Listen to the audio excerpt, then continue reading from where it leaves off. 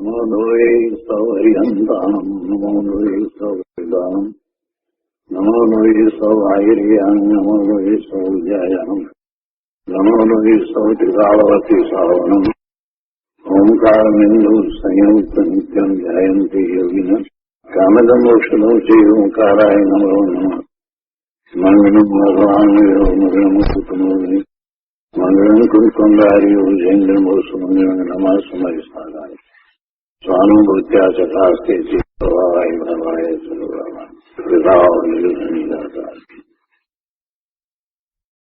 પંચાસ્તિકાય ભગવાન કુંકુંદાચાર્ય રચિત પંચાસ્તિકાય તથા ભગવાન અમૃતચંદ્રાચાર્ય રચિત પંચાસ્તિકાયની ટીકા સમય વ્યાખ્યા એનો સ્વાધ્યાય ચાલે છે.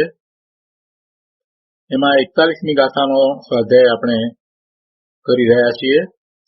41મી ગાથા, એનો અન્વયાર્થ અને એની ટીકાનો કેટલોક ભાગ કર્યો છે. હવે ટીકામાંથી શેષ ભાગ આજે આપણે કરીશું.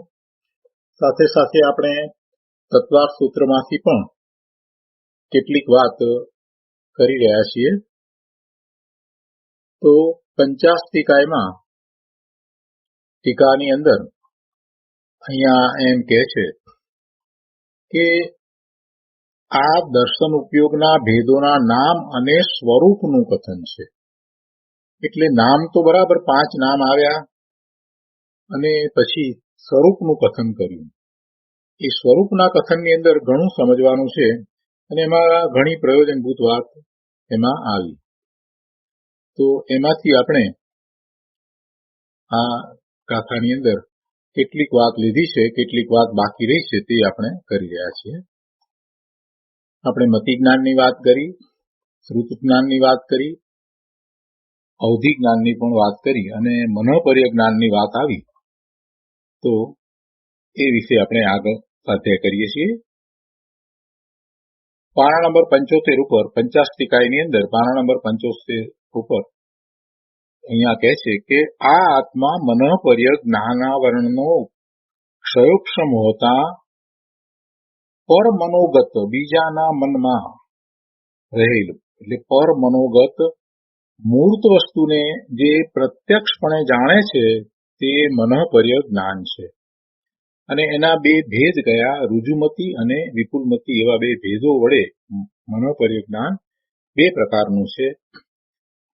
ત્યાં વિપુલમતી મનોપર્ય જ્ઞાન પરના મન, વચન, કાય સંબંધી પદાર્થને વક્ર તેમજ અવક્ર બંનેને જાણે છે.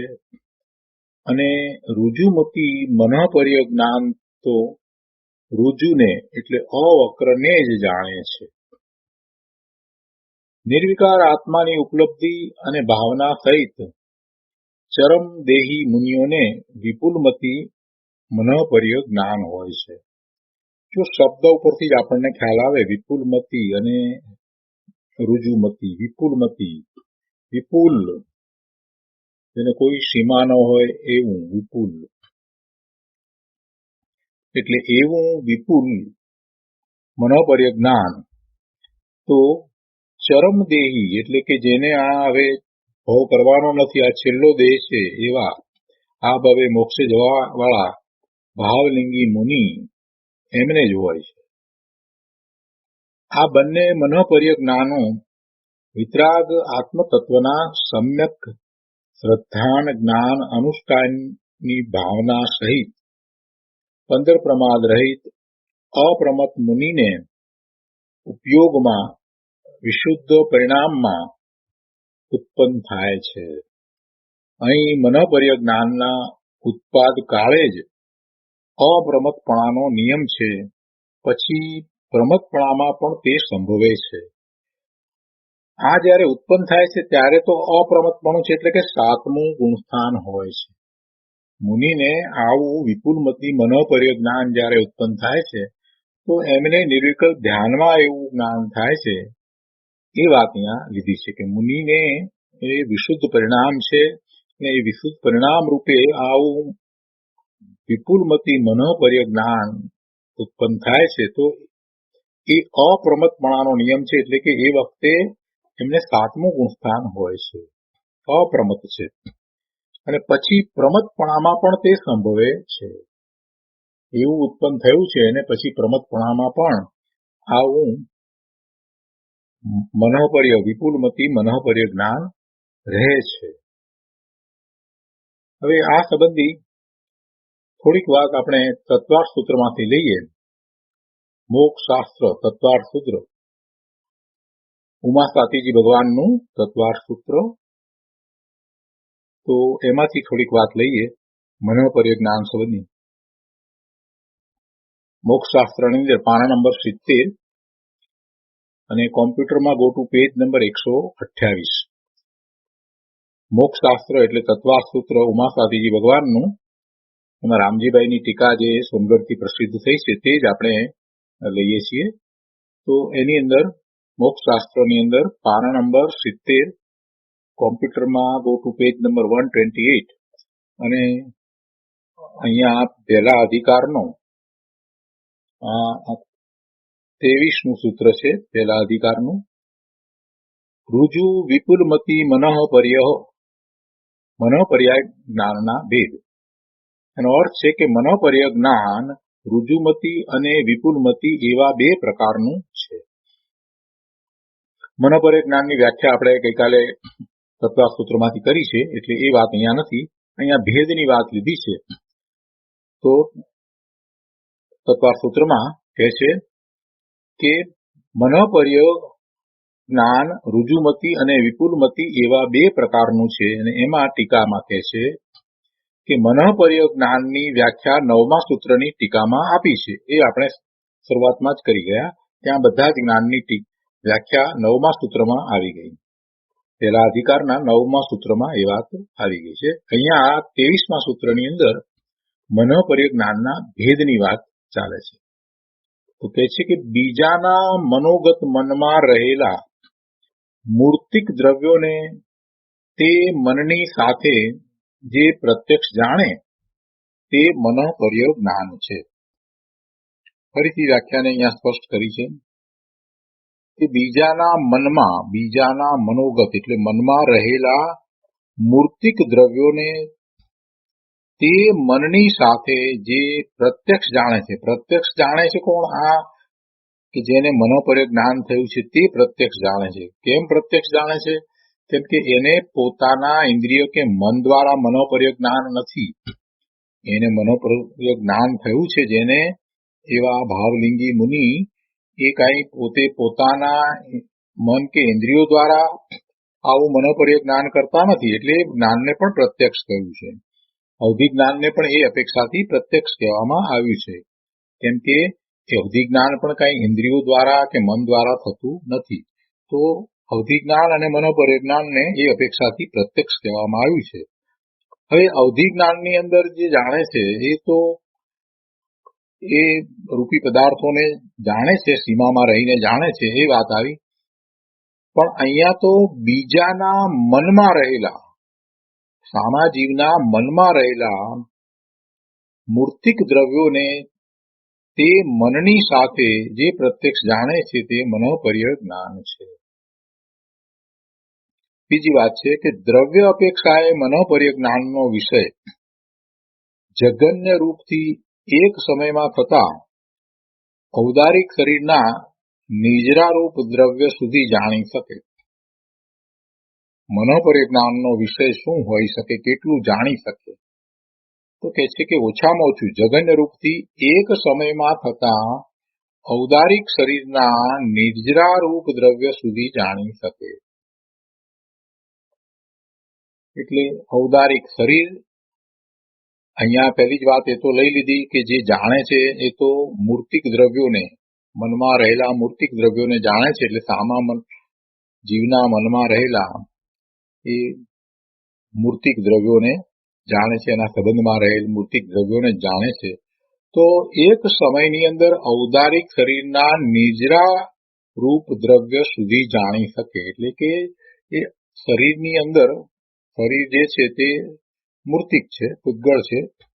તો એમાં નિજરા થતા જે પરમાણુઓ જાય છે એટલે એમાંથી ખરી જાય છે એક સમયની અંદર, ત્યાં સુધી એ જાણી શકે. એક સમયમાં થતા ઔદારિક શરીરના નિજરારૂપ દ્રવ્ય સુધી જાણી શકે. અને ઉત્કૃષ્ટ રૂપે 8 કર્મોના એક સમયમાં બંધાયેલા સમય પ્રબદ્ધ રૂપ દ્રવ્યના અનંત ભાગોમાંથી એક ભાગ સુધી જાણી શકે. સમય પ્રબદ્ધ એટલે કે એક સમયમાં જેટલા કર્મ પરમાણુ અને નૌકર્મ પરમાણુ બંધાય તે સર્વને સમય પ્રબદ્ધ કહેવામાં આવે છે. એક સમયમાં જેટલા કર્મ પરમાણુ અને નૌકર્મ પરમાણુ એટલે શરીરની જે રચનામાં જે છે તે નૌકર્મ પરમાણુ છે. 8 કર્મની પ્રકૃતિઓ, એ 8 કર્મની પ્રકૃતિઓ, અહીંયા દ્રવ્ય કર્મની વાત છે, તો દ્રવ્ય કર્મના જે કાર્બન અને રજકણો પરમાણુઓ, તો એમાં એક સમયમાં જેટલા કર્મ પરમાણુઓ અને નૌકર્મ પરમાણુ બંધાય તે સર્વને સમય પ્રબદ્ધ કહે છે. એટલે ઉત્કૃષ્ટ રૂપે 8 કર્મોના એક સમયમાં બંધાયેલા સમય પ્રબદ્ધ રૂપ દ્રવ્યના અનંત ભાગોમાંથી એક ભાગ સુધી જાણી શકે. ક્ષેત્ર અપેક્ષાએ આ જ્ઞાનનો વિષય જગન્ય રૂપે 2-3 કોષ સુધીના ક્ષેત્રને જાણે અને ઉત્કૃષ્ટપણે મનુષ્ય ક્ષેત્રની અંદર જાણી શકે. વિસ્કંભ રૂપ મનુષ્ય ક્ષેત્ર સમજવું.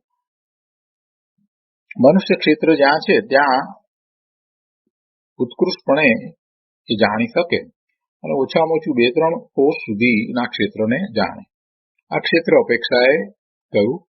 પછી કાળ અપેક્ષાએ આ જ્ઞાનનો વિષય જગન્ય રૂપે 2-3 ભવોનું ગ્રહણ કરે છે, ઉત્કૃષ્ટ રૂપે અસંખ્યાત ભવોનું ગ્રહણ કરે છે, જાણે છે. હવે આ જે કઈ વાત ચાલી રહી છે એ વાતને માટે એ વાત તો નિશ્ચયથી સમજી લેવી, નક્કીપણે સમજી લેવી કે સામો જે જીવ છે એના મનની અંદર રહેલ આ બધું છે એને એ જાણે છે. એને જો એવું છે તો આ જાણે.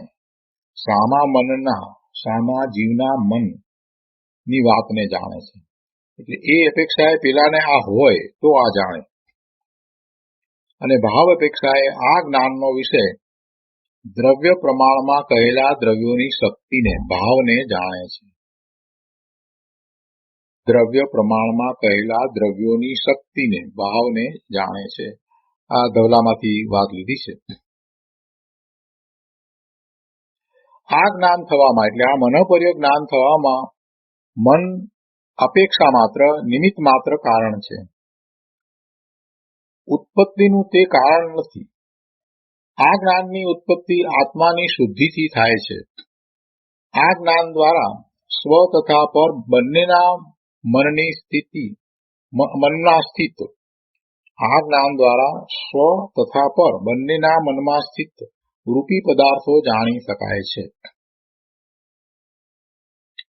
શ્રી સરવાર સિદ્ધિ પાનું 448 થી 451, 452. બીજાના મનમાં સ્થિત પદાર્થને પણ મન કહેવામાં આવે છે. તેના પર્યાયો વિશેષો ને મનોપર્યય કહે છે. અને તેને જે જાણે એટલે બીજાના મનમાં જે વાત છે એના જે પર્યાય, એમાં એના મનમાં સ્થિત જે પદાર્થો, એને જે વિકલ્પો વગેરે જે પદાર્થો સંબંધી છે તે બધું, તો તેને જે જ્ઞાન જાણે તેને મનોપર્ય જ્ઞાન કહે છે. અને એવું એ મનોપર્ય જ્ઞાન 2 જાતનું છે, ઋજુમતી અને વિપુલમતી, એવા 2 ભેદરૂપ છે. હવે ઋજુમતીને વિશે કહે છે પારા નંબર 71 ઉપર, તત્વાર્થ સૂત્રમાં પારા નંબર 71 ઉપર કહે છે કે ઋજુમતી એટલે કે મનમાં ચિંતવન કરેલા પદાર્થોને જાણે છે, અચિંતિત પદાર્થને નહીં. અને તે પણ સરળ રૂપથી ચિંતિત પદાર્થને જાણે છે. અહીંયા આપણે જે પંચાસ્તિકાયની અંદર ઋજુમતીને વિશે જે વાત લીધી તો એમાં એ વાત કરી કે ઋજુમતી મનોપર્ય જ્ઞાન તો ઋજુને એટલે અવક્રને જ જાણે છે.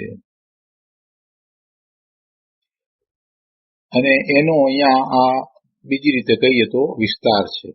શું કહે છે કે મનમાં ચિંતવન કરેલા પદાર્થોને જાણે છે, અચિંતિત પદાર્થોને નહીં, અને તે પણ સરળ રૂપથી ચિંતિત પદાર્થોને જાણે છે. અહીંયા વિપુલમતી માટે કહે છે કે ચિંતિત અને નહીં ચિંતિત એટલે ચિંતનમાં આવેલ અને નહીં આવેલ, ચિંતિત એટલે ચિંતવનમાં આવેલ અને ચિંતવનમાં નહીં આવેલ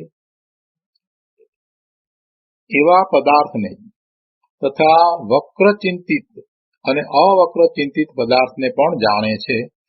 એટલે એમાં પણ કહે છે સૂત્ર 28 નીચે જુઓ તો એની અહીંયા વાત લીધી છે. કહે છે કે મનોપર્ય જ્ઞાન વિશિષ્ટ સંયમધારી મુનિને થાય છે. વિશિષ્ટ સંયમધારી એટલે મુનિને થાય છે. ધવલામાંથી આ વાત લીધી છે.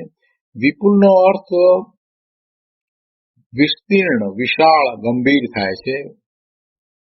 તેમાં કુટિલ, અસરળ, વિષમ, સરળ વગેરે ગર્ભિત છે. બધા જ પ્રકારે એમાં આવી જાય છે. એવું વિશાળ એ મનોપર્ય જ્ઞાન છે. તેને વિપુલમતી મનોપર્ય જ્ઞાન કહે છે.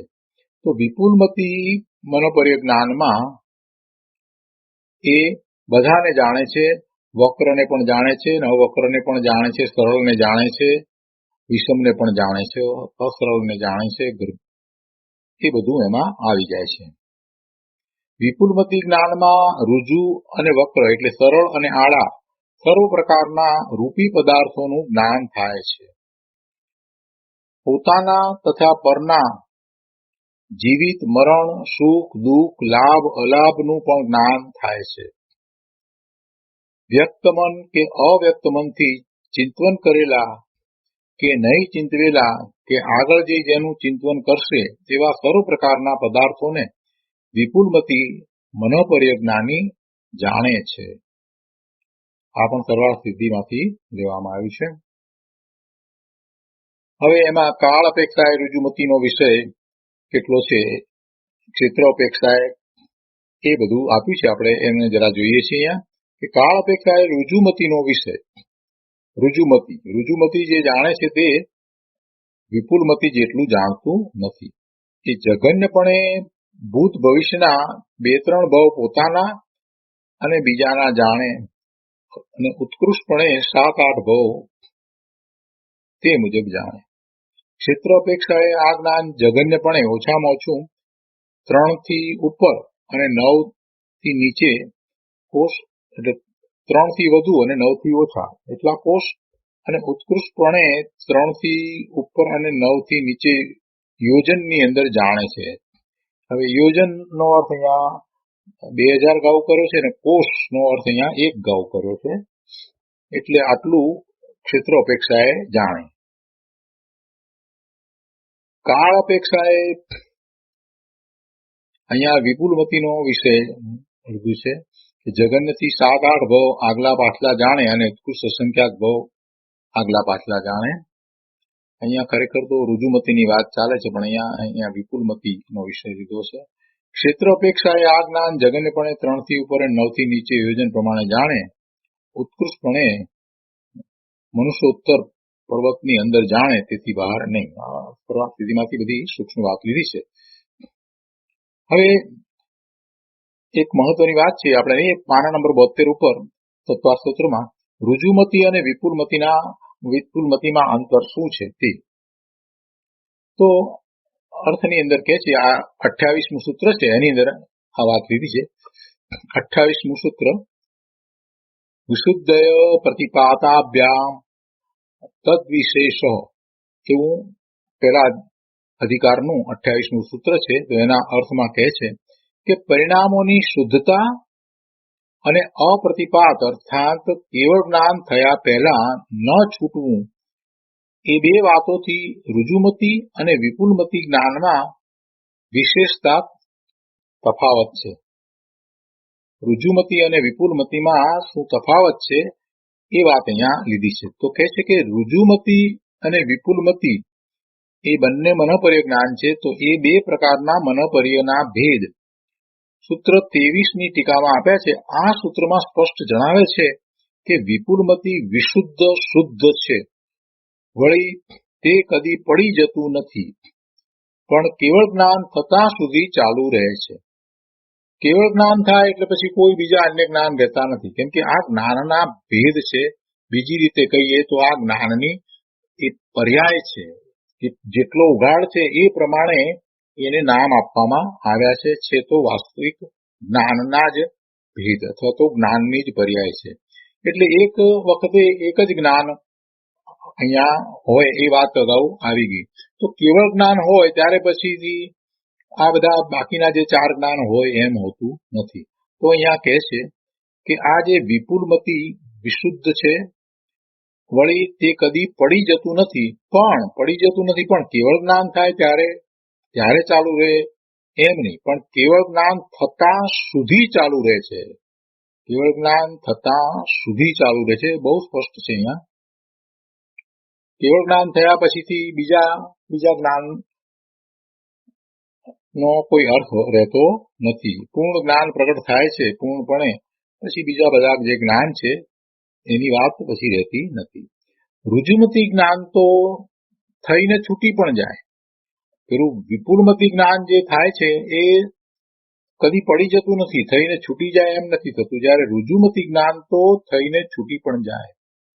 ચારિત્રની તીવ્રતાના ભેદના કારણે આ ભેદ પડે છે. એટલે કે જે ઋજુમતી જ્ઞાન છે એકમાં જેવું ચારિત્ર છે એના કરતા જે વિપુલમતી જ્ઞાન છે એમાં જે ચારિત્ર છે તે ઘણું ઉત્કૃષ્ટ છે. બીજી રીતે કહીએ તો વિપુલમતી જ્ઞાન તો એવા ભાવલિંગી મુનિને થાય છે કે જે ભાવલિંગી મુનિ કેવળ જ્ઞાન પ્રગટ કરવાના છે એવા ભાવલિંગી મુનિને જ વિપુલમતી મનોપર્ય જ્ઞાન થાય છે. એટલે ચારિત્રની તીવ્રતાના ભેદના કારણે આ ભેદ પડે છે. સંયમ પરિણામનું ઘટવું, તેની હાનિ થવી તે પ્રતિપાદ છે. તે પ્રતિપાદ ઋજુમતી વાળાને કોઈને હોય છે. બીજી એક અહીંયા વાત જે લીધી છે મનોપર્ય જ્ઞાન અને અવધિ જ્ઞાનમાં શું ફેર છે, પણ એ આપણે કરી ગયા છીએ એટલે હવે વધારે એનો વિસ્તાર આપણે લેતા નથી. મતિ જ્ઞાન વિશે પણ આપણે ઘણી વાતો લીધી છે. તો હવે પાછા પંચાસ્તિકાય ઉપર આવીએ. પંચાસ્તિકાયની અંદર આપણે આ મનોપર્ય જ્ઞાનની વાત લીધી અને આ પંચાસ્તિકાયના પાના નંબર 75 ઉપર પહેલા પેરેગ્રાફની છેલ્લી લીટીમાં અહીંયા કહે છે કે અહીં મનોપર્ય જ્ઞાનના ઉત્પાદ કાળે જ અપ્રમતપણાનો નિયમ છે. એટલે આ મનોપર્ય જ્ઞાન જે છે તે સાતમા ગુણસ્થાને જ થાય છે. ભલે એ ઋજુમતી હોય કે વિપુલમતી હોય, પણ એ સાતમા ગુણસ્થાનની ભૂમિકામાં થાય છે અને પછી પ્રમતપણામાં એટલે છઠ્ઠા ગુણસ્થાનમાં પણ તે સંભવે છે. તો આ મનોપર્ય જ્ઞાન સંબંધી વાત થઈ. બધાને ખાસ અનુમોદના છે કે તત્વાર્થ સૂત્રમાંથી બધાએ આનો અભ્યાસ પૂરેપૂરો કરી લેવો, સ્વાધ્યાય કરી લેવો. હવે અહીંયા આગળ કહે છે કે જે જ્ઞાન ઘટપટ આદિ જ્ઞેય પદાર્થોને અવલંબીને ઉપજતું નથી તે કેવળ જ્ઞાન છે. જો કેવળ જ્ઞાનની વ્યાખ્યા કરી છે અહીંયા. જે જ્ઞાન ઘટપટ આદિ જ્ઞેય પદાર્થોને અવલંબીને ઉપજતું નથી તે કેવળ જ્ઞાન છે. એટલે કે જે પદાર્થોનું જ્ઞાન થાય છે એ પદાર્થોને અનુસરીને થતું નથી, એટલે એ એમાં નિમિત્ત પણ હોતા નથી. એવું એ કેવળ જ્ઞાન થાય છે. પદાર્થો સામે ન હોય છતાંય એનું જ્ઞાન થાય છે. તે શ્રુત જ્ઞાન સ્વરૂપ પણ નથી. એ શ્રુત જ્ઞાન સ્વરૂપ પણ નથી. જોકે દિવ્ય ધ્વનિ કાળે તેના આધારે ગણધર દેવ વગેરેને શ્રુત જ્ઞાન પરિણમે છે, તો પણ તે શ્રુત જ્ઞાન ગણધર દેવ વગેરેને જ હોય છે. કેવળી ભગવંતોને તો કેવળ જ્ઞાન જ હોય છે. કેવળ જ્ઞાન વિશે આપણે જાણીએ છીએ કે એક સમયની અંદર 3 લોકના પદાર્થોની ભૂતકાળ, વર્તમાનકાળ અને ભવિષ્યકાળની સર્વ પર્યાયોને જાણે એવું એ કેવળ જ્ઞાન છે. અને એવું કેવળ જ્ઞાન કોઈ બીજા અન્ય દ્વારા થતું નથી. મન, વાણી, કાયા દ્વારા પણ થતું નથી. કોઈ કર્મના ઉદય કે ક્ષય દ્વારા પણ થતું નથી. એ આત્માનું પોતાનું જ્ઞાન છે. આત્મા કેવળ જ્ઞાન સ્વભાવી છે અને એ કોઈ પદાર્થને અવલંબીને થતું નથી, એટલે કોઈ પર્યાયને પણ અવલંબીને થતું નથી. કેમ કે ભવિષ્યકાળની જે પર્યાયો થઈ જ નથી એને પણ જાણે છે, એટલે એ કોઈને અવલંબીને થતું નથી. એમાં કોઈ નિમિત્ત હોતું નથી. કેવળ જ્ઞાનમાં બીજું કોઈ નિમિત્ત હોતું નથી. છતાં કહે છે કે જો કે દિવ્ય ધ્વનિ કાળે તેના આધારે, એટલે આ કેવળ જ્ઞાનના આધારે ગણધર દેવ વગેરેને શ્રુત જ્ઞાન પરિણમે છે, તો પણ તે શ્રુત જ્ઞાન ગણધર દેવ વગેરેને જ હોય છે. કેવળી ભગવંતોને તો કેવળ જ્ઞાન જ હોય છે. એ વખતે હજી ગણધર દેવને મતિશ્રુત જ્ઞાન છે અને ગણધર છે તો પછી 4 જ્ઞાન છે. ગણધર ભગવાનને તો 4 જ્ઞાન હોય છે, પણ કેવળ જ્ઞાન હજી થયું નથી. એટલે એમનો જે મોક્ષ માર્ગ જે છે, એ મોક્ષ માર્ગનો આખો પુરુષાર્થ છે તે મતિશ્રુત જ્ઞાનમાં થાય છે. જ્યારે પેલા અવધિ જ્ઞાન અને મનોપર્ય જ્ઞાન જે છે એ તો એક લબ્ધિપણે એમને થયા છે, પણ એ વખતે એમને જે ધર્મ થાય છે, મોક્ષ માર્ગમાં જે પ્રવર્તન થાય છે એ મતિશ્રુતમાં થાય છે. એટલે એમને ભલે શ્રુત જ્ઞાન છે, પણ એ વખતે કેવળી ભગવાનને તો કેવળ જ્ઞાન જ છે. અને એ કેવળ જ્ઞાન ત્યારે ભગવાનને થયું છે, કેવળી ભગવાનને થયું છે, તીર્થંકર ભગવાનને કેવળ જ્ઞાન છે, તો તે ઓમકાર ધ્વનિ છૂટે છે. કેવળ જ્ઞાન થયા પછીથી તીર્થંકર ભગવાનના શરીરમાંથી જે ઓમકાર ધ્વનિ છૂટે છે એ ગણધર ભગવાનને વિશેષ જ્ઞાન થવાનું નિમિત્ત કારણ છે. એટલે ગણધર ભગવાનને બધા જ સંશયો દૂર થાય છે અને પછી ગણધર ભગવાન એમાંથી એ 12 અંગ અને 14 પૂર્વના જ્ઞાનની રચના કરે છે. એટલું જ નહીં, પરંતુ એમનું જ્ઞાન આ વિશુદ્ધ થાય છે તો પણ એ શ્રુત જ્ઞાન છે, એ કેવળ જ્ઞાન નથી. અને પોતે પોતાના પુરુષાર્થ દ્વારા પોતાના સ્વરૂપમાં સ્થિર થાય છે ત્યારે એમને કેવળ જ્ઞાન પ્રગટ થાય છે, તો એ એમનું પોતાનું જ જ્ઞાન છે. આગળ અહીંયા કહે છે કે કેવળી ભગવંતોને તો કેવળ જ્ઞાન જ હોય છે. વળી કેવળી ભગવંતોને શ્રુત જ્ઞાન નથી એટલું જ નહીં, પણ તેમને જ્ઞાન અજ્ઞાન પણ નથી. અર્થાત તેમને કોઈ વિષયનું જ્ઞાન અને કોઈ વિષયનું અજ્ઞાન હોય એમ પણ નથી. સર્વ વિષયોનું જ્ઞાન જ હોય છે. કેવળી ભગવાનને સર્વ વિષયોનું પૂર્ણ જ્ઞાન જ હોય છે. કોઈ વસ્તુ બાકી રહી જાય એમ પણ હોતું નથી. અથવા તેમને મતિ જ્ઞાન આદિ અનેક ભેદવાળું જ્ઞાન નથી. કેવળ જ્ઞાન એક જ છે.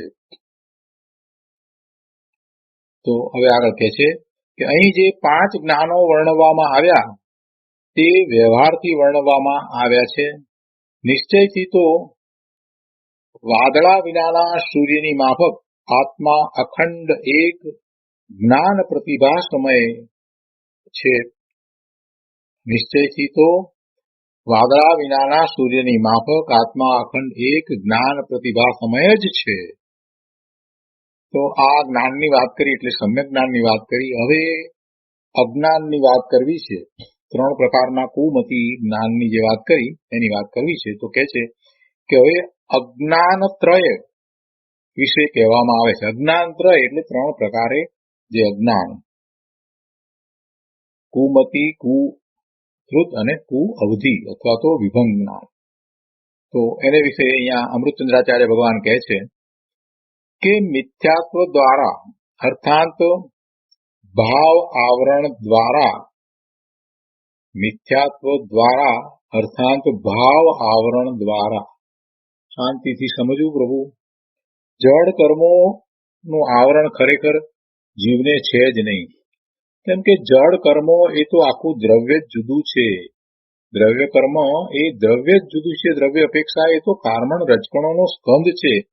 અને આ જીવ એ ચેતન ભગવાન આત્મા એને પેલા જડ કારમણ રજકણોનો સમૂહ સ્પર્શતો પણ નથી. જીવ દ્રવ્ય જુદું અને આ જડ કર્મ એ જુદું દ્રવ્ય, એ એકબીજાને સ્પર્શતાય નથી. એટલે એને એ ખરેખર આવરણ કરે, જીવને એ આવરણ કરે એમ બનતું નથી. વાસ્તવમાં એવું નથી.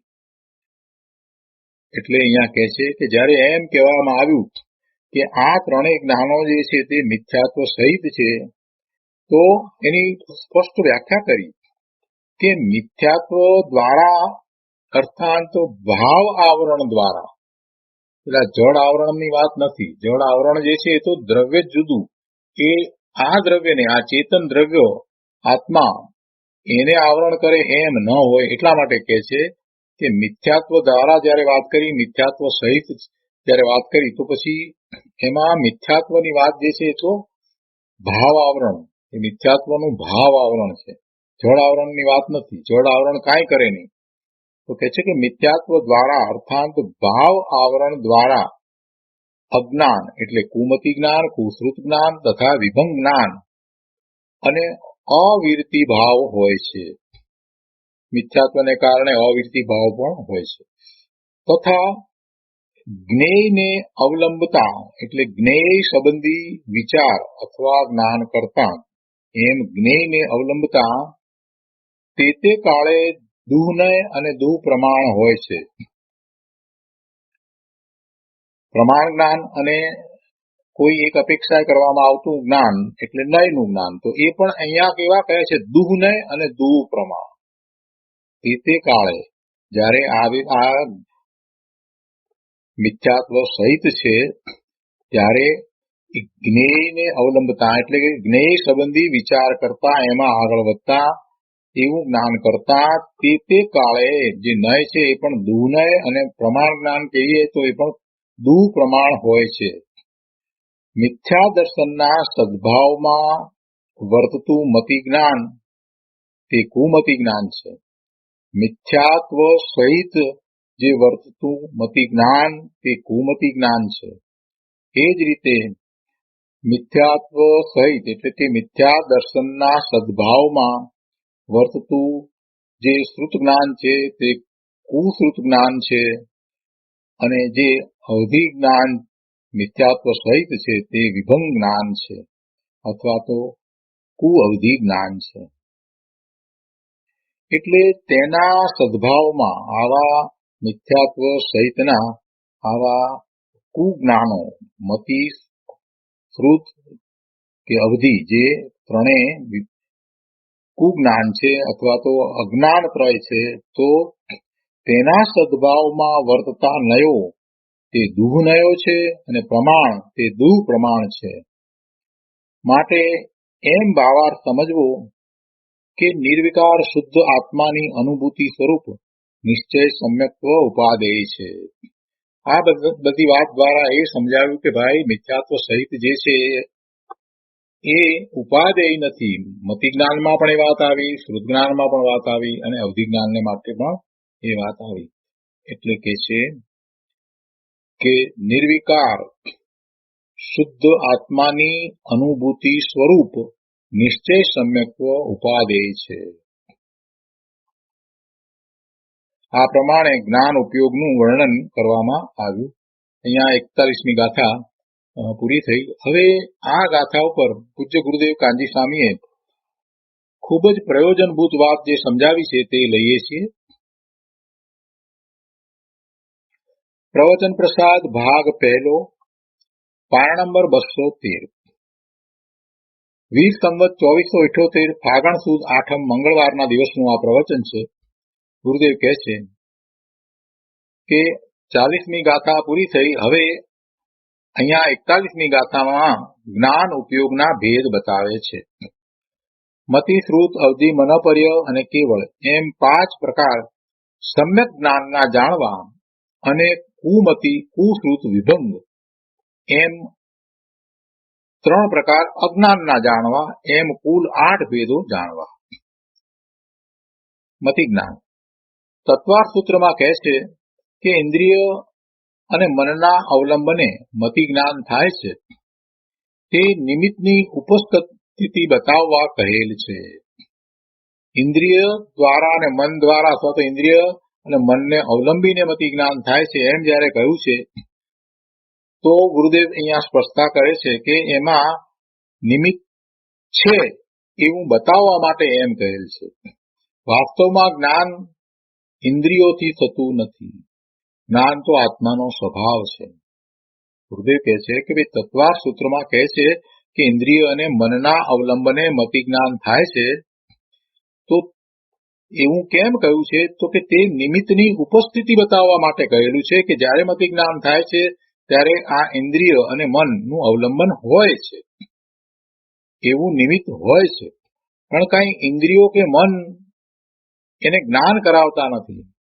જ્ઞાન ઇન્દ્રિયોથી થતું નથી. જ્ઞાન ઇન્દ્રિયોથી થતું હોય તો પૂતગળ અને જીવ એક થઈ જાય. જ્ઞાન ઇન્દ્રિયોથી થતું હોય તો પૂતગળ અને જીવ એક થઈ જાય. કેમ કે ઇન્દ્રિયોથી થતું હોય તો ઇન્દ્રિયોને જ્ઞાન હોય, મનને જ્ઞાન હોય, જે જળ છે. મન, વાણી, કાયા, આ ઇન્દ્રિયો બધું જળ છે. એ જળને જ્ઞાન હોય અને ચેતન એવા આત્માને પણ જ્ઞાન હોય તો બંને એક થઈ જાય. એટલે ખરેખર તો ઇન્દ્રિયોથી જ્ઞાન થતું નથી. પણ જ્યારે મતિ જ્ઞાન હોય છે ત્યારે નિમિત્તમાં ઇન્દ્રિય અને મન હોય છે. પણ વાસ્તવમાં જ્ઞાન તો આત્માનો સ્વભાવ છે. મતિ જ્ઞાન હોય, શુદ્ધ જ્ઞાન હોય કે અવધિ જ્ઞાન, મનોપર્ય જ્ઞાન હોય કે કેવળ જ્ઞાન હોય, કોઈ પણ જ્ઞાન છે તે ખરેખર તો આત્માનો સ્વભાવ છે. જ્ઞાન કોઈ ઇન્દ્રિયોથી થતું નથી કે મનથી પણ થતું નથી. જો તું એમ માનીશ તો શું થશે એ વાત ગુરુદેવે અહીં કી કે જ્ઞાન ઇન્દ્રિયોથી થતું હોય તો પૂતગળ અને જીવ એક થઈ જાય. કેવી રીતે પૂતગળ અને જીવ એક થઈ જાય? કે ઇન્દ્રિયો છે એનાથી જ્ઞાન થાય એટલે ઇન્દ્રિયોને પોતાને જ્ઞાન છે, અથવા તો મનને પોતાને જ્ઞાન છે. અને ઇન્દ્રિયો, મન, આ કાયા, વાણી, આ બધું તો જળ છે. એટલે જળને જ્ઞાન છે. એવા બધા પૂતગળોના સ્કંદ એને પણ જ્ઞાન છે. અને આ ચેતન એવો ભગવાન આત્મા એને પણ જ્ઞાન છે. તો એ બંને ભેગા થઈ જાય, એક રૂપ થઈ જાય. એટલે એમ તો હોતું નથી. ઇન્દ્રિય અને મનનો આત્મામાં તો અભાવ છે. ઇન્દ્રિય અને મન આત્મામાં છે જ નહીં. એટલે ઇન્દ્રિય અને મન આત્મામાં એક રૂપ થઈ જાય એ વાત તો પછી ક્યાંથી હોય? એટલે ઇન્દ્રિયોથી અને મનથી ખરેખર જ્ઞાન થતું જ નથી. ઇન્દ્રિયોને જ્ઞાન હોતું નથી, મનને પણ જ્ઞાન હોતું નથી. જ્ઞાન આત્માનો સ્વભાવ છે. જ્ઞાન એ આત્માનો સ્વભાવ છે. એ જ્ઞાન ગુણની પર્યાય છે. અને એના જે પ્રમાણમાં ઉઘાડ છે એ અહીંયા કહેવામાં આવ્યા છે. એટલે મતિ, શ્રુત, અવધિ, મનોપર્ય અને કેવળ. તો કહે છે કે તારો મતિ જ્ઞાનનો ઉપયોગ તારાથી થાય છે, ઇન્દ્રિયોથી કે મનથી થતો નથી. તારો મતિ જ્ઞાનનો ઉપયોગ તારાથી થાય છે, એ ઇન્દ્રિયોથી થતો નથી. શ્રુત જ્ઞાનને વિશે પણ એવી જ પ્રયોજનભૂત વાત ગુરુદેવે અહીંયા કહી છે. શ્રુત જ્ઞાનમાં કહે છે કે શાસ્ત્રથી શ્રુત જ્ઞાન થતું નથી. શાસ્ત્રથી શ્રુત જ્ઞાન થતું નથી. સ્વભાવના આશ્રય ચૈતન્યના ઉપયોગના પરિણામ તે શ્રુત જ્ઞાન છે. શાસ્ત્રથી શ્રુત જ્ઞાન થતું નથી. શાસ્ત્ર પોતે શું છે? શાસ્ત્ર જળ છે, પૂતગળનો સમૂહ છે. વાણી છે તે પણ શું છે? એ પણ પૂતગળની પર્યાય છે. એ પણ જળ છે. એ કઈ ચેતન નથી. ચેતના તો ભગવાન આત્મામાં જ છે. તો શાસ્ત્રથી શ્રુત જ્ઞાન થતું નથી કે વાણીથી પણ શ્રુત જ્ઞાન થતું નથી. ભગવાનની વાણી સાંભળીએ અને આપણને શ્રુત જ્ઞાન થાય, સમ્યક દર્શન થાય, આ બધી વાત કહીએ છીએ, એ બધા વ્યવહારનયના કથન છે. જ્ઞાન આત્માનો સ્વભાવ છે. એટલે સ્વભાવના આશ્રયે જ શ્રુત જ્ઞાન હોય છે. શાસ્ત્રથી શ્રુત જ્ઞાન થતું નથી. જીનેશ્વર ભગવાનની સાક્ષાત વાણીથી પણ શ્રુત જ્ઞાન થતું નથી. એ શ્રુત જ્ઞાન કરાવે એમ હોય નહીં. આત્માનો સ્વભાવ, જ્ઞાન સ્વભાવ છે. એટલે એવા સ્વભાવના આશ્રય ચૈતન્યના ઉપયોગના પરિણામ તે શ્રુત જ્ઞાન છે. ચૈતન્યનો ઉપયોગના પરિણામ, ચૈતન્યના જ્ઞાન ઉપયોગ અને દર્શન ઉપયોગ એવા બે પ્રકારના ઉપયોગ, એના પરિણામ તે શ્રુત જ્ઞાન છે. તે પરને લીધે નથી. જેવા શબ્દો પડ્યા તેવું જ્ઞાન થાય છે ને. શબ્દો અને શાસ્ત્ર ઉદ્ગલાસ્તિકાય છે. કોઈને એમ થાય કે જેવા શબ્દો છે તો એ શબ્દો પ્રમાણે જ્ઞાન થાય છે ને. કેમ આ પંચાસ્તિકાયની ઉપરના ગુરુદેવના પ્રવચન ને વાંચીએ છીએ તો આપણને આ જ્ઞાન થાય છે અને બીજું વાંચીએ તો નથી થતું. એનો અર્થ જ એ થઈ જાય છે કે શાસ્ત્રના શબ્દો આપણને જ્ઞાન કરાવે છે. આવી જો કોઈ દલીલ કરતું હોય તો એને ગુરુદેવ સમજાવે છે કે ભાઈ શબ્દો અને શાસ્ત્ર આ બધું તો પૂતગલાસ્તિકાય છે. એ પૂતગલોનો સમૂહ છે. જ્ઞાન તો જીવનો સ્વભાવ છે. આ જીવાસ્તિકાયના જ્ઞાન ગુણના ઉપયોગનું વર્ણન ચાલે છે અને એ ઉપયોગ સ્વની અસ્થિમાં થાય છે, પરની અસ્થિમાં થતો નથી. શાસ્ત્રમાં જ્ઞાન થતું નથી. શાસ્ત્ર જ્ઞાન રૂપ થતા નથી. વાણી ભગવાનની વાણી છે તે પણ જ્ઞાન રૂપ નથી.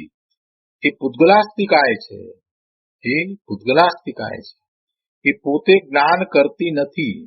શાસ્ત્ર પોતે કઈ જ્ઞાન સ્વભાવે પરિણમતું નથી. શાસ્ત્ર પોતે કઈ જ્ઞાન કરતું નથી. એટલે આ શબ્દો વાક્ય રચના આપણે ઘણી વાર તો એમ કહીએ કે શબ્દ બ્રહ્મ, બધી વાત બરાબર છે, પણ છેવટે એ છે શું? એ પૂતગળ છે. અને જ્ઞાન જીવને થાય છે.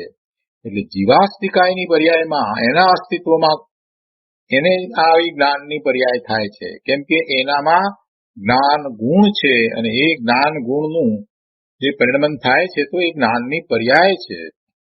શું કહે છે ગુરુદેવ? કે જો કોઈ એમ માનતા હોય ને એમ કહેતા હોય કે જેવા શબ્દો પડ્યા હોય તેવું જ્ઞાન થાય છે ને, તો શું? શબ્દો શાસ્ત્રના છે એવું જ જ્ઞાન થાય છે તો શાસ્ત્ર જ્ઞાન કરાવે છે એમ કેમ ન કહેવાય? તો ગુરુદેવ સમજાવે છે કે ભાઈ શબ્દો અને શાસ્ત્ર એ તો પૂતગલાસ્તિકાય છે. એ જીવાસ્તિકાયથી જુદા છે. એ દ્રવ્ય જ જુદું છે. અને આ જીવાસ્તિકાયના જ્ઞાન ગુણના ઉપયોગનું વર્ણન ચાલે છે. એમાં જ્ઞાનની પર્યાય, એમાં જીવની જ્ઞાનની પર્યાય છે એની અહીંયા તો વાત કરી રહ્યા છીએ. એવો જે એનો ઉપયોગ મતિ જ્ઞાનનો ઉપયોગ હોય, જ્ઞાનનો ઉપયોગ હોય, તો જે ઉપયોગ જે છે તે સ્વની અસ્થિમાં થાય છે, પરની અસ્થિમાં થતો નથી. માટે શબ્દો શાસ્ત્ર વગેરે સંયોગોની રુચિ છોડી, પર્યાય જેટલો માનવો છોડી, આત્માને પર્યાય જેટલો માનવો છોડી તારા ત્રિકાળી જ્ઞાન ગુણથી ભરેલા સ્વભાવની રુચિ કર તો ધર્મ થાય તેમ છે.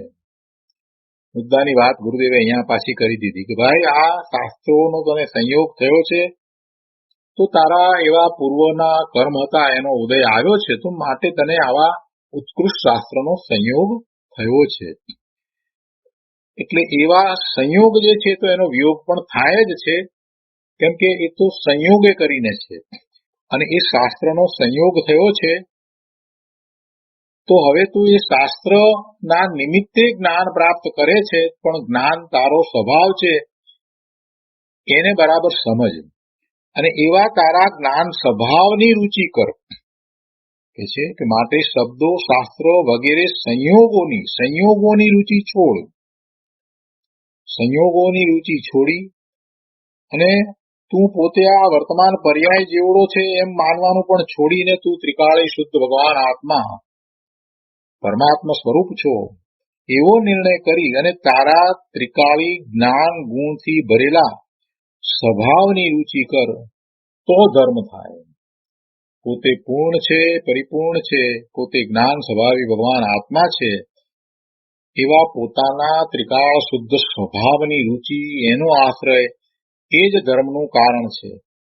અને જેને એની રુચિ થઈ છે, પોતાના સ્વભાવની રુચિ થઈ છે, એને સમ્યક દર્શન થાય છે. અને જે સમ્યક દર્શન જેને થયું છે એને પછી મોક્ષ માર્ગમાં એવા નિમિત્તો હોય છે, દેવ ગુરુ શાસ્ત્રના નિમિત્તો એને હોય છે, પણ છતાંય આખો પુરુષાર્થ તો પોતે પોતાના આશ્રય એટલે સ્વના આશ્રય જ કરે છે. કેવળ જ્ઞાન સુધીનો પુરુષાર્થ એ સ્વને આશ્રય થાય છે, અને એવો પુરુષાર્થ થાય છે તો એ વખતે ઉચિત નિમિત્ત તરીકે દેવ ગુરુ શાસ્ત્રની વાણી, પ્રત્યક્ષ વાણી અથવા તો શાસ્ત્ર રૂપે વાણી એને હોય છે.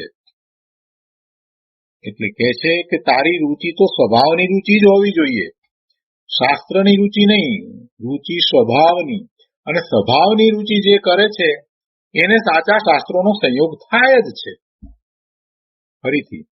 ફરીથી સમજવા જેવું છે.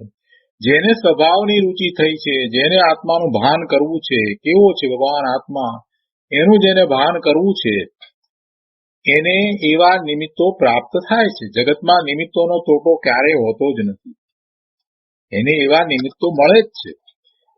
જેને સમ્યક દર્શન પ્રગટ કરવું છે, અંતરમાંથી એવી ભાવના થઈ છે અને સમ્યક દર્શન પ્રગટ કરવું જ છે એમ જેને થયું છે એને એવા શાસ્ત્રો સંયોગ રૂપે મળી જાય જ છે.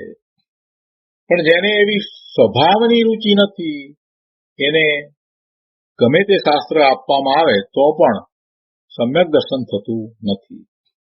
એ જ શાસ્ત્રોનો મોટો ભંડાર એની વચ્ચે રહેતો હોય, શાસ્ત્રોના ભંડારની વચ્ચે રહેતો હોય, અને એને અર્ધમાર્ગીને સંસ્કૃત પણ આવડતું હોય, પંડિત હોય, પણ જો સ્વભાવની રુચિ નથી તો એને સમ્યક્ત્વ થતું નથી. એટલે ગુરુદેવ કહે છે કે ભાઈ રુચિ તો સ્વભાવની જ જોઈએ. કેમ સ્વભાવની રુચિ જોઈએ? કેમ કે પોતાનો સ્વભાવ પોતાના અનંત ગુણોને અનુસરીને છે, પોતે પરમાત્મા છે, પોતે કારણ પરમાત્મા છે, તો એની રુચિ કરતા એને એવા વિતરાગી પરિણામ થાય છે. અને આવા વિતરાગી પરિણામ જેને થાય છે એને મોક્ષ માર્ગ છે, અને મોક્ષ માર્ગમાં એને આવા ઉચિત નિમિત્તો શાસ્ત્ર, દેવ ગુરુ શાસ્ત્ર, પ્રભુની વાણી વગેરે હોય છે. પણ સંયોગની રુચિ છોડ, એટલે કે તને આ બધું જે સંયોગે કરીને મળ્યું છે એની રુચિ નહીં, તું રુચિ તો સ્વભાવની કર. બહુ મોટી વાત કરી દીધી છે. ક્યાં જીવોની ભૂલ થાય છે એ બતાવ્યું છે. વર્તમાનમાં અહીંયા કેટલાય લોકો બસ સવારથી જેટલા સ્વાધ્યાય આવે એ બધા સ્વાધ્યાય કરવા, સ્વાધ્યાય અમે આટલા કરીએ છીએ, ને બીજાને કેવું અમે તો 5 સ્વાધ્યાય કરીએ છીએ, આ ફલાણાનો સ્વાધ્યાય તમે નથી કરતા, અમુકનો નથી કરતા, અમે તો એનો પણ કરીએ છીએ. આ રુચિ સ્વાધ્યાયની છે કે સ્વભાવની છે? આટલા સ્વાધ્યાય કરવા એવો નંબર, એવો આંકડો, એની રુચિ, એમાં જે વાત આવે, એક પણ સ્વાધ્યાય સાચો સમ્યક પ્રકારે કરે ને તો સ્વભાવની રુચિ થયા વિના રહે જ નહીં. અને જેને સ્વભાવની રુચિ થાય એની વાત જ જુદી છે. તો ગુરુદેવ કહે છે કે ભાઈ સંયોગે કરીને તને આ બધું મળે છે, સંયોગે કરીને આ બધી સુવિધાઓ બધી પ્રાપ્ત થઈ છે, બરાબર છે, પણ છેવટે તારે રુચિ સ્વભાવની કરવાની છે તો ધર્મ થાય. આગળ અહીંયા અવધિ જ્ઞાન વિશે વાત કરે છે. મતિ જ્ઞાન, શુદ્ધ જ્ઞાનની વાત કરી, હવે અવધિ જ્ઞાન વિશે ગુરુદેવ કહે છે કે ઇન્દ્રિય અને મનના અવલંબન વગર, ઇન્દ્રિય અને મનના અવલંબન વગર સ્વર્ગ નરક આદિ રૂપી પદાર્થને મર્યાદિતપણે જાણે તેને અવધિ જ્ઞાન કહે છે. રૂપી પદાર્થો છે માટે અવધિ જ્ઞાન થાય છે એમ નથી. ફરીથી અવધિ જ્ઞાનમાં રૂપી પદાર્થોનું જ્ઞાન થાય છે, રૂપી પદાર્થોનું જ્ઞાન છે, અને એ પણ સીમિત છે. તેમાં આ સ્વર્ગ નરક આદિ રૂપી પદાર્થોને મર્યાદિતપણે જાણે તો એવું અવધિ જ્ઞાન હોય, પણ એ છે માટે અવધિ જ્ઞાન થાય છે એમ નથી. એવા પદાર્થો છે માટે અવધિ જ્ઞાન, રૂપી પદાર્થો છે માટે અવધિ જ્ઞાન થાય છે એમ નથી. પણ ત્રિકાળી ચેતના ગુણ છે તેની ઉપયોગ રૂપ અવસ્થા અવધિ જ્ઞાનની થાય છે. નિમિત્ત તરીકે એમ કહેવાય કે ભાઈ એવા રૂપી પદાર્થો છે, અને રૂપી પદાર્થો એને અત્યારે એની સામે પ્રત્યક્ષ નથી, દૂર છે, છતાં પણ એનું જ્ઞાન થાય છે, એટલે એ અવધિ જ્ઞાન છે. પણ ગુરુદેવ બીજી વાત અહીંયા સમજાવે છે કે એ પદાર્થો છે માટે જ્ઞાન થાય એમ નહીં. જ્ઞાન તારો સ્વભાવ છે, જ્ઞાન તારો ત્રિકાળી સ્વભાવ છે, ચેતના ગુણ છે, અને ચેતના ગુણ છે એટલે જ્ઞાન અને દર્શન બંને તારો સ્વભાવ છે. રૂપી પદાર્થો છે માટે અવધિ જ્ઞાન થાય છે એમ નથી, પણ ત્રિકાળી ચેતના ગુણ છે તેની ઉપયોગ રૂપ અવસ્થા અવધિ જ્ઞાનની થાય છે. ચેતના ગુણની ઉપયોગ રૂપ અવસ્થા મતિશ્રુત જ્ઞાનની પણ થાય અને અવધિ જ્ઞાનની પણ થાય. પણ એ મતિ જ્ઞાન હોય, શ્રુત જ્ઞાન હોય કે અવધિ જ્ઞાન હોય, કોઈ પણ જ્ઞાન એ કોઈ પદાર્થને લીધે થતું નથી. કોઈ પદાર્થ છે માટે થાય છે એમ નથી. જ્ઞાન એનો સ્વભાવ છે. આગળ કહે છે, મનોપર્ય જ્ઞાન સામેના જીવના રૂપી પદાર્થ સંબંધીના ચિંતવનને જાણી લેવું તે મનોપર્ય જ્ઞાન છે. સામેનો જીવ એ જીવના ચિંતવનમાં, એના મનમાં જે રૂપી પદાર્થો વગેરેના વિકલ્પ ચાલી રહ્યા છે તો એને જાણી લેવું એ મનોપર્ય જ્ઞાન છે. તો એવું જે જ્ઞાન થાય છે એ પોતાના અંતરનો વ્યાપાર છે. એટલે કે પોતે જ્ઞાન સ્વભાવી ભગવાન આત્મા છે માટે એને એવું જ્ઞાન થાય છે. પણ મનોપર્ય જ્ઞાન ભાવલિંગી મુનિને હોય છે.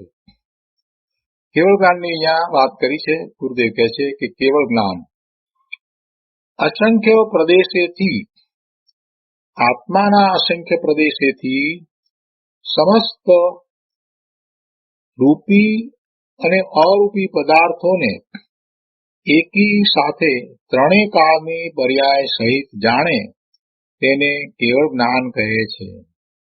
તે અંતરનો વ્યાપાર છે. પંચેન્દ્રિય મનુષ્યપણું, મજબૂત સહનન કે બહારના કાળને લીધે કેવળ જ્ઞાન થતું નથી. કોઈ બાહ્ય કારણને લીધે કેવળ જ્ઞાન થતું નથી. એ આખી વસ્તુ અંતરંગ છે. એ અંતરનો વ્યાપાર છે. પંચેન્દ્રિયપણું જ હોય છે. કેવળ જ્ઞાની હોય કે પંચેન્દ્રિય સંજ્ઞી જ હોય છે. મનુષ્યપણામાં જ હોય અને એનું સહનન પણ એવું જ હોય. મજબૂત સહનન પણ એ બધું તો સહનન જે તો બધું શરીરની વાત આવી. તો એ બધાને કારણે અહીંયા કેવળ જ્ઞાન થાય છે એમ નથી. પણ કેવળ જ્ઞાન થાય અને એ બધું હોય છે. કે પછી બહારનો કાળ કે ત્રીજો કાળ, ચોથો કાળ, ભરત ક્ષેત્રને વિશે અહીંયા એમાં કેવળ જ્ઞાન થાય છે. કાળ એનું કારણ બને છે એમ પણ નથી. એ બધાને કારણે કેવળ જ્ઞાન થતું નથી. પણ કેવળ જ્ઞાન તો પોતાનો અંતરનો વ્યાપાર એટલે કે પોતાના જ પરિણામ છે.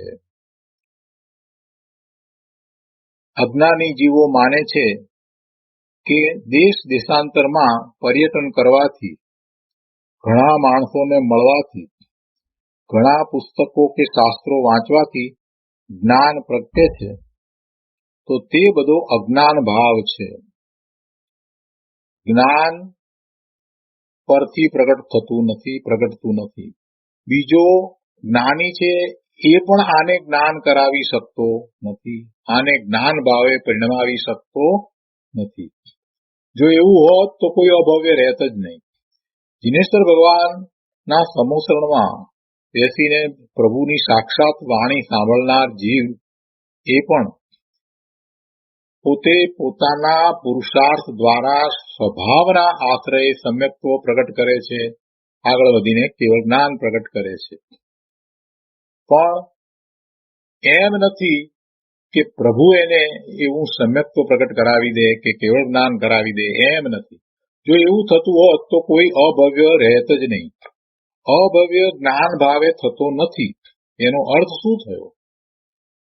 અભવ્ય જ્ઞાન ભાવે થતો નથી. શું અભવ્યને પ્રભુનું સમોસરણમાં જવું થતું નથી? પ્રભુની વાણી સાંભળવા નથી મળતી? ના, એમ નથી.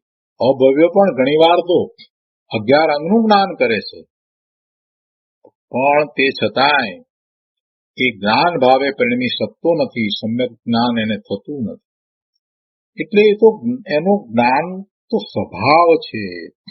એટલે શાસ્ત્રો વાંચવાથી જ્ઞાન પ્રગટે છે કે ઘણા માણસોને મળીએ, એવા જ્ઞાની પુરુષોને મળીએ માટે જ્ઞાન પ્રગટે છે, એમ નથી.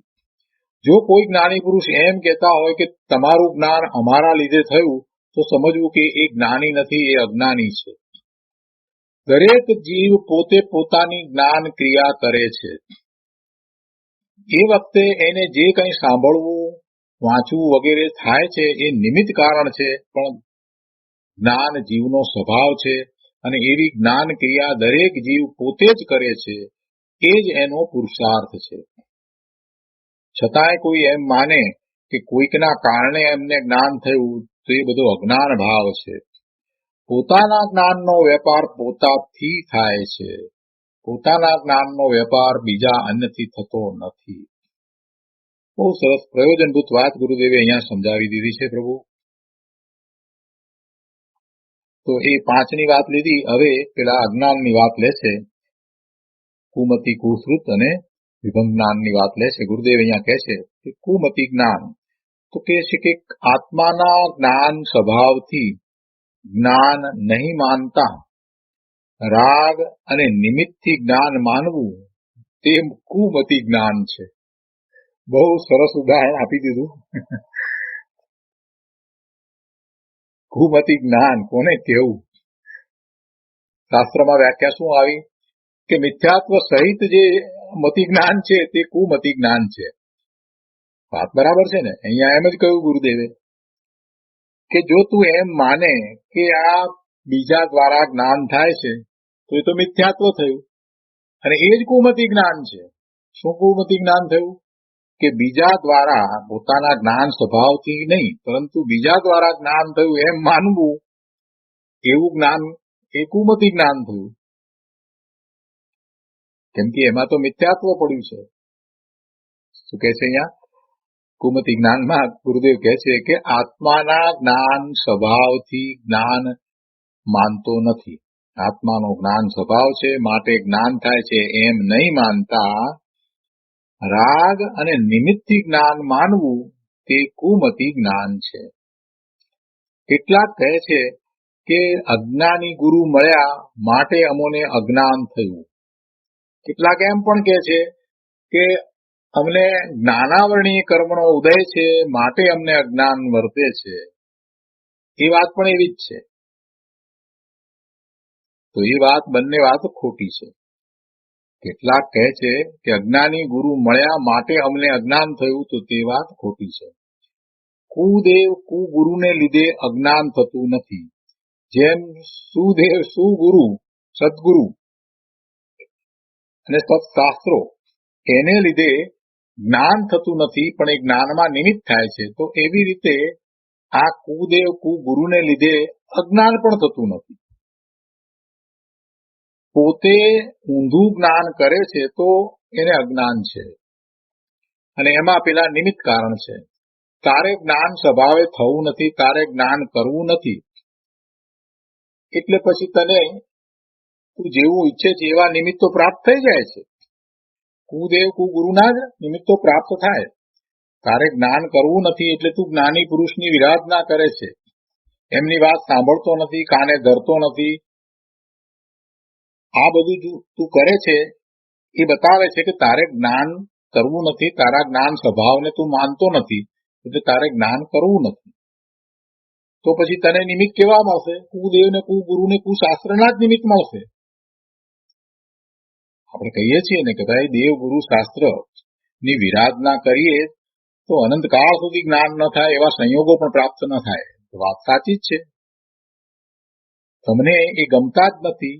સૌથી મોટી વાત તો એ છે કે પોતાના જ્ઞાન સ્વભાવને ન માનવો એ સૌથી મોટી વાત, એ સૌથી મોટી વિરાધના. પછી આગળ વધીને એવા જ્ઞાન સ્વભાવે થયેલા મહાત્માઓ, મહાપુરુષો, એમાં સિદ્ધ ભગવાન, કેવળી ભગવાન થી માંડી અને આ સમ્યક દર્શન થયું છે ત્યાં સુધીના બધા જીવો જેને આપણે જ્ઞાની કહીએ, તો એમાંના કોઈની પણ વિરાધના કરવી, એમને ન માનવા, એમના જ્ઞાનનો સ્વીકાર ન કરવો, એમને ખોટા પાડવા, આ બધું કરવામાં આવે તો ભવિષ્યમાં કેવા સંયોગો પ્રાપ્ત થાય કે જે તે ખોટા માન્યા જેને એ બધા તારી સમીપમાં તને ક્યારેય મળે જ નહીં. તને સંયોગો જ પ્રાપ્ત ન થાય કે તું સમ્યક દ્રષ્ટિ એના સંપર્કમાં આવે, તને સંયોગ જ પ્રાપ્ત ન થાય તો કે તું એવા જ્ઞાની મહાત્માના સંયોગમાં આવે કે એવા ગુરુના સંયોગમાં આવે કે તને સાક્ષાત કેવળી ભગવાન ના સમુસરણમાં જવાનું થાય, આમાંનું કાંઈ બને નહીં. એવા શાસ્ત્રોય ન મળે. કેમ કે તું વિરાધના કરે છે અને ખોટા પાડે છે, એની અરુચિ કરે છે, માટે તને હવે એ નહીં મળે. તારે નથી જોઈતા તો નહીં મળે. એટલે શું થશે? તને જે મળશે એ કેવા મળશે? કુદેવ, કુગુરુ ને કુશાસ્ત્ર. તો એ બધા એવા નિમિત્ત મળે છે. આવા નિમિત્ત એને મળે છે જેને પોતાને સમ્યક જ્ઞાન કરવું જ નથી. પોતાને સમ્યક જ્ઞાન કરવું જ નથી, એને એવા નિમિત્તો પ્રાપ્ત થાય છે. અને એ નિમિત્તને કારણે, એ તો નિમિત્ત છે, પણ એને કારણે પોતે જ એવો ઊંધું જ્ઞાન કરે છે. અજ્ઞાન ભાવે પોતે થાય છે. એમાં આ બધા નિમિત્ત છે. કુદેવ, કુગુરુને લીધે અજ્ઞાન થતું નથી, પણ પોતે ઊંધું જ્ઞાન કરે છે તો થાય છે. અને તે પોતાના અસ્તિકાયનો જ્ઞાનનો ઊંધો વ્યાપાર છે. પોતાના અસ્તિકાયનો જ્ઞાનનો ઊંધો વેપાર છે. તો આજનો સ્વાધ્યાય અહીંયા સુધી રાખીએ છીએ. વિશેષ વિસ્તાર આપણે આવતી વખતે લઈશું. હવે સુખધામ બોલીએ. સુખધામ અનંત સુસંત ચરી દિન રાત રહે